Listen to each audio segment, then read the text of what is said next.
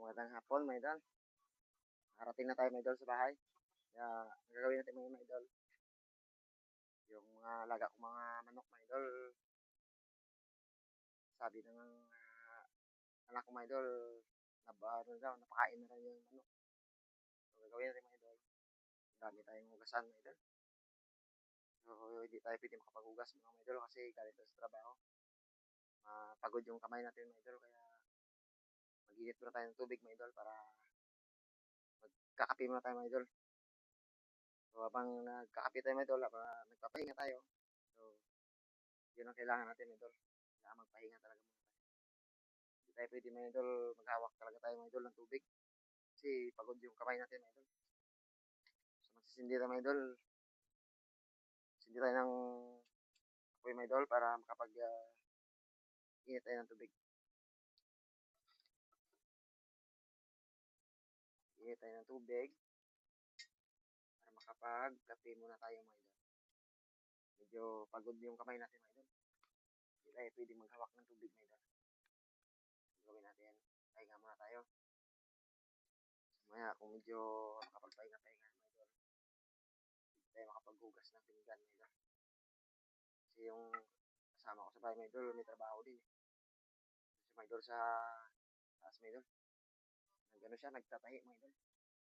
So ako may trabaho din ako, mga idol, kaya siyempre kung nagmamadali tayo, mga idol, trabaho sa bahay natin, hindi natin agad matapos-tapos. Yung bahay pa natin, mga idol, hindi pa ito natapos, mga idol. Wala na tayong time, mga idol, so inunti-unti lang natin, mga idol. Kung may time tayo, mga idol, pandayin muna natin. Kahit mga ilang ano lang, para lang matapos lang siya, mga idol. Gawin natin, mga idol.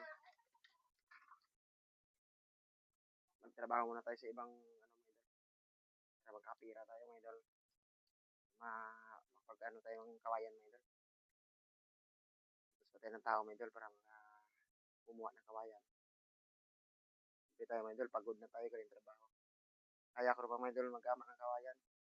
So, pagod na tayo, pagod yung katawan natin. Kaya, relax muna tayo, mga idol.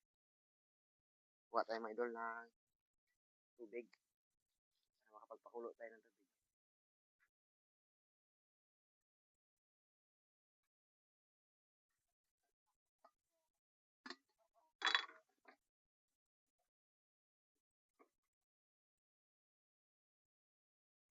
Grabing itinin nyo yung mga manok mo. Wow.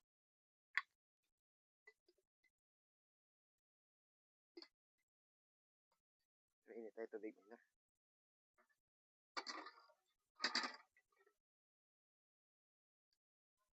So, pagtapos natin mag-init ng tubig ni idol, hindi na tayo saing na tayo, idol. Para panghapunan. Dito yung natin, idol. Kalat talaga, mga idol.